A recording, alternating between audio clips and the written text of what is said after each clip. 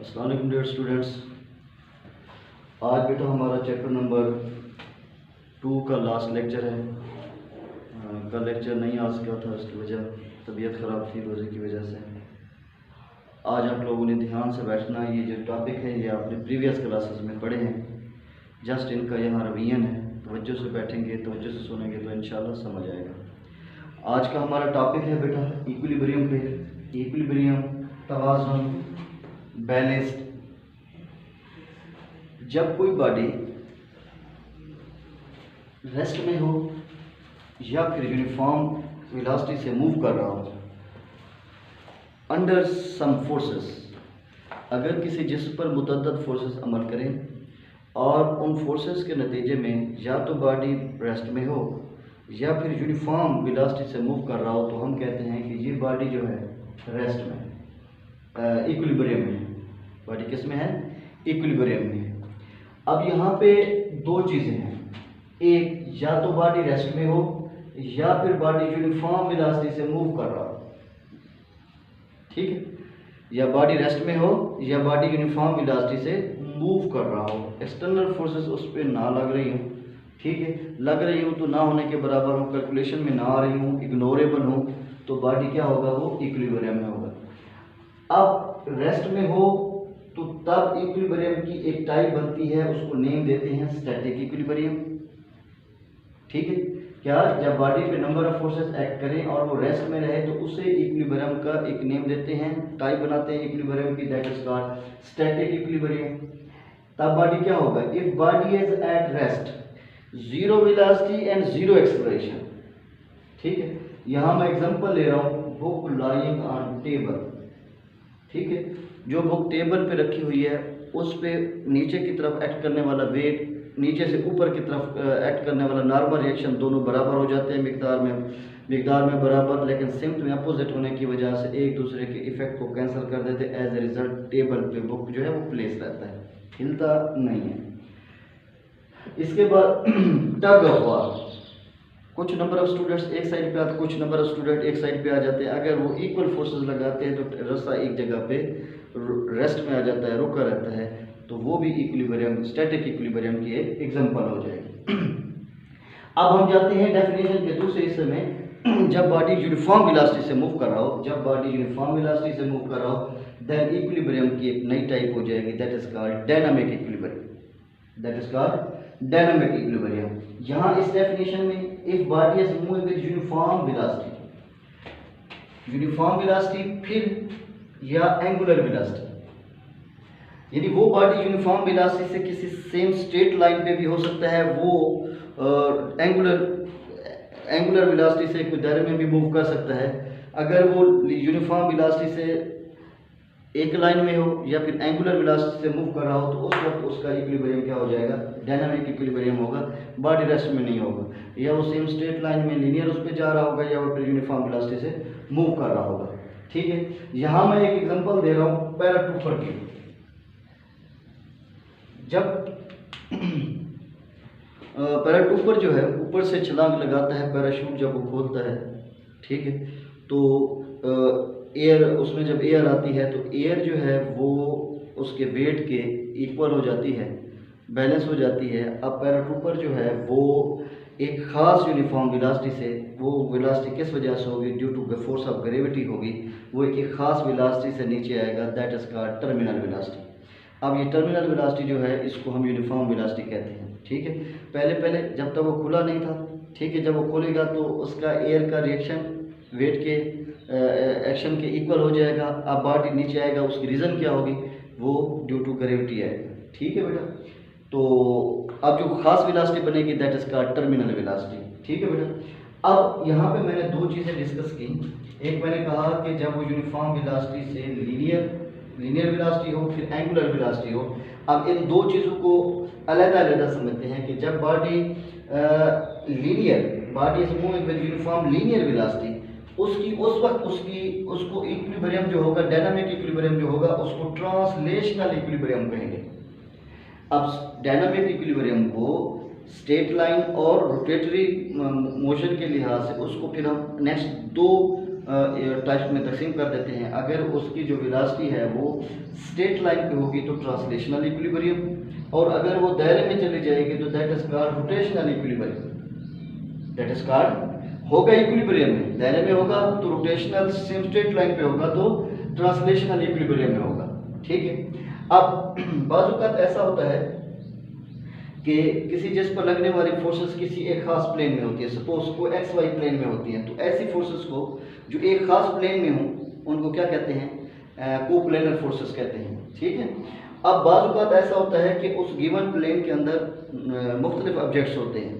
ठीक है। यानी किसी प्रॉब्लम के अंदर मुख्तलिफ ऑब्जेक्ट्स होते हैं, लेकिन हम एट अ टाइम दो ऑब्जेक्ट एक साथ नहीं लेंगे। हम गिवन टाइम में क्या करेंगे? न्यूमेरिकल को सॉल्व करते हुए एक ऑब्जेक्ट लेंगे और उसके ऊपर कंडीशन ऑफ इक्विलिब्रियम है वो अप्लाई करेंगे। ये बहुत इंपॉर्टेंट पॉइंट है न्यूमेरिकल के पॉइंट ऑफ व्यू से। मैं क्या कह रहा हूँ कि जब कोप्लेनर फोर्सेस किसी जिस पर अमल कर रही हो और वो ऑब्जेक्ट भी मुख्तलिफ एक्स वाई प्लेन में मौजूद हों, तो फिर आप उनको सॉल्व करने के लिए, उनका सोल्यूशन निकालने के लिए कि किस तरह फोर्सेस पे एक्ट कर रही हैं, तो आप उसमें से किसी सिंगल ऑब्जेक्ट को लेंगे, उस पर फर्स्ट और सेकंड कंडीशन अप्लाई करेंगे, फिर नेक्स्ट को लेंगे। ठीक है बेटा। अब इस इक्विलिब्रियम की टाइप्स को मद्देनजर रखते हुए हम कंडीशन ऑफ इक्विलिब्रियम को थोड़ा सा डिवाइड कर देते हैं, आसान कर देते हैं। एक बना देते हैं हम फर्स्ट कंडीशन ऑफ इक्विलिब्रियम, जब बॉडी लीनियर वेलोसिटी से मूव कर रहा हो, उसके अंदर लीनियर एक्सेलरेशन नहीं होगा, दैट इज का उसको कहेंगे ट्रांसलेशनल इक्विलिब्रियम। यानी डायनामिक जो इक्विलिब्रियम होगा उसकी दो टाइप्स से हमने कंडीशन को ड्राइव किया। जब बॉडी यूनिफॉर्म वेलोसिटी से लीनियर उस पर मूव करेगा तब क्या कंडीशन सेटिस्फाई होगी? फर्स्ट कंडीशन से सेटिस्फाई होगी। आपने टग ऑफ वार में देखा था कि कुछ प्लेयर एक तरफ पे वो खींच रहे थे, कुछ दूसरी उस पर वो खींच रहे थे, तो बॉडी कहाँ था? वो उस पर first condition of equilibrium satisfy हो रही थी।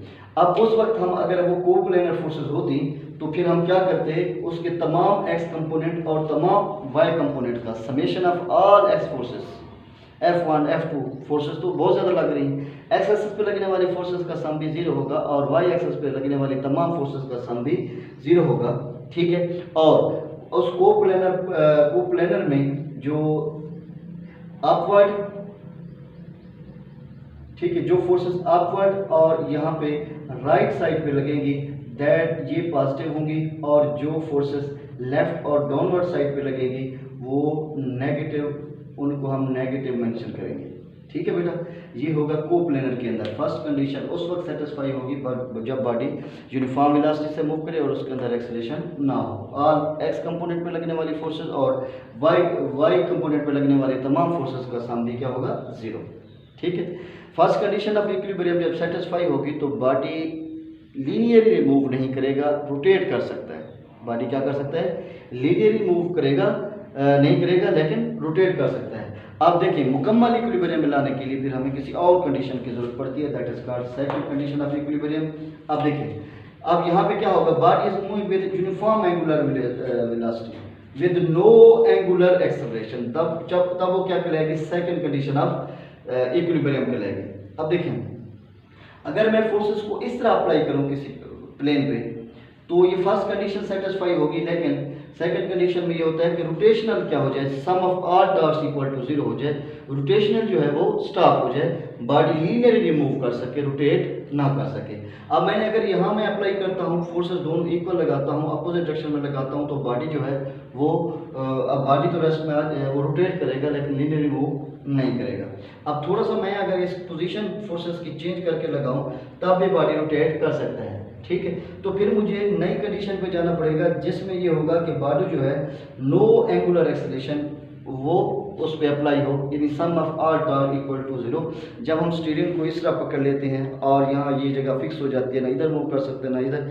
ठीक है। Sum of clockwise torque anti clockwise में बैलेंस हो जाए, रिजल्ट जो है वो 0 टॉर्क है, एंगुलर एक्सेलरेशन क्या हो जाएगा?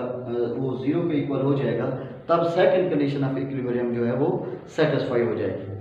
किसी जिस्म के मुकम्मल इक्विलिब्रियम के लिए किसी एक कंडीशन से बॉडी मुकम्मल इक्विलिब्रियम में नहीं होता। मुकम्मल इक्विलिब्रियम में बॉडी को लाने के लिए हमें दोनों कंडीशन को सेटिस्फाई करना पड़ता है, यानी फर्स्ट कंडीशन और सेकंड कंडीशन जब सेटिस्फाई होगी तब हम कह सकते हैं कि अब जो है बॉडी मुकम्मल इक्विलिब्रियम में है। सिंगल कंडीशन की सूरत में बॉडी कंप्लीट इक्विलिब्रियम में नहीं होगा, वो इक्विलिब्रियम में हो सकता है लेकिन मुकम्मल नहीं होगा। ठीक है, दोबारा आप रिवाइज करें बेटा। इक्विलिब्रियम का मैंने क्या कहा कि अगर किसी जिस्म पर मुतअद्दिद फोर्सेस एक्ट करें और उन फोर्सेस के रिजल्ट में या तो बॉडी रेस्ट में रहे या फिर वो यूनिफॉर्म वेलोसिटी से मूव करे तो बॉडी को हम कहते हैं वो इक्विलिब्रियम में है। ठीक है, मैंने यहाँ पे इक्विलिब्रियम को दो टाइप्स में मैंने उसको तकसीम किया। एक मैंने कहा स्टैटिक इक्विलिब्रियम, जब रेस्ट की बात हो जाए तो वो स्टैटिक इक्विलिब्रियम होता है। ठीक है, जीरो वेलोसिटी, जीरो एक्सेलरेशन, कोई मूवमेंट नहीं, बॉडी अपनी जगह पे फिक्स है। मैंने बुक टेबल पे रखी होती है वो रेस्ट में होती है। ठीक है, बुक का वेट नॉर्मल रिएक्शन के बराबर हो जाता है तो बुक हिलती नहीं है। इसी तरह टग ऑफ वार में जब दोनों साइड पे इक्वल फोर्सेस लगती हैं तो बॉडी रेस्ट में आ जाता है। फिर मैंने कहा कि जब बॉडी इक्विलिब्रियम में होगा जब वो मूव कर रहा होता है, मूव किस तरह कर रहा होता है, ये वो यूनिफॉर्म वेलोसिटी से लीनियरली मूव कर रहा है या फिर वो रोटेट कर रहा है यूनिफॉर्म वेलोसिटी से, यानी एंगुलर वेलोसिटी से मूव कर रहा है, तो तभी वो डायनामिक इक्विलिब्रियम में होगा। ठीक है, यहाँ मैंने एक एग्जांपल लिखी पैराट्रूपर की कि जब पैराट्रूपर ज़मीन की तरफ आता है तो जो पैराट्रूपर का वेट होता है वो बैलेंस हो जाता है किससे, एयर फोर्स से। ठीक है, अब जो बॉडी नीचे आएगा वो ड्यू टू ग्रेविटेशनल एक्सेलरेशन वो आएगा। ठीक है, अब एक खास वेलोसिटी उसकी हो जाएगी, that is called terminal velocity. ठीक है, फोर्स ऑफ ग्रेविटी की वजह से नीचे आएगा दैट, और उसकी जो वेलोसिटी होगी that is called terminal velocity. ठीक है, अब दूसरा, अब इसी इक्विलिब्रियम को हमने कहा कि जब वो यूनिफॉर्म वेलोसिटी से मूव करता है तो उसको मैंने तकसीम कर लिया। एक को मैंने जब वो यूनिफॉर्म वेलोसिटी से लीनियरली मूव करता है तो मैंने उसको कहा कि ये ट्रांसलेशनल इक्विलिब्रियम है, और जब वो एक डायनामिक एंगुलर वेलोसिटी से मूव करता है तो मैंने कहा कि ये रोटेशनल इक्विलिब्रियम है, आसानी के लिए समझने के लिए। ठीक है बेटा, अब मैंने कहा कि अगर वो यूनिफॉर्म एंगुलर वेलोसिटी से मूव करता है तो नो एंगुलर एक्सेलरेशन होगा उसके अंदर, तो वो रोटेशनल इक्विलिब्रियम कहलाएगा, और ये डायनामिक इक्विलिब्रियम की एक टाइप होगी। अगर नंबर ऑफ फोर्सेस किसी एक प्लेन में लग रही हैं, यानी एक्स वाई प्लेन में लग रही हैं, तो वो क्या होंगे, उन फोर्सेस को हम कोप्लेनर फोर्सेस कहते हैं। ठीक है बेटा, अगर कोप्लेनर फोर्सेस में एक से ज़्यादा ऑब्जेक्ट मौजूद है और हमने उसको सॉल्व करना है, उनके रिजल्टेंट फोर्सेस, उस पर उन फोर्सेस का रिजल्ट लेना है, तो गिवन टाइम में जस्ट हम एक ऑब्जेक्ट को ले सकते हैं और उसके ऊपर कंडीशन ऑफ इक्विलिब्रियम अप्लाई कर सकते हैं। दो ऑब्जेक्ट्स में बैक वर्क नहीं होता। ठीक है बेटा, अब हम देखते हैं कि कंडीशन ऑफ इक्विलिब्रियम क्या है बेटा। दो कंडीशन ऑफ इक्विलिब्रियम है। ठीक है, डायनामिक इक्विलिब्रियम और की टाइप्स को लेके हम इनको डिस्कस करते हैं कि फर्स्ट कंडीशन ऑफ इक्विलिब्रियम में क्या होगा कि तमाम फोर्सेस का सम जो है वो जीरो के इक्वल हो जाए। अब यहाँ अगर कोप्लेनर फोर्सेस मौजूद होंगी तो तमाम एक्स कंपोनेंट पे लगने वाली फोर्सेस और तमाम वाई कंपोनेंट्स पे लगने वाली फोर्सेस का टोटल मजमुआ जो है वो, या टोटल सम जो है वो किसके इक्वल हो जाए, जीरो को इक्वल हो जाए, तो हमारी first condition of equilibrium satisfy हो जाएगी। ठीक है बेटा, और उस वक्त बॉडी जो है घूम सकता है लेकिन लीनियरली मूव नहीं कर सकता। फिर सेकंड कंडीशन ऑफ इक्विलिब्रियम है कि sum of all torques equal to zero. ठीक है, body is moving with uniform angular velocity, no angular acceleration.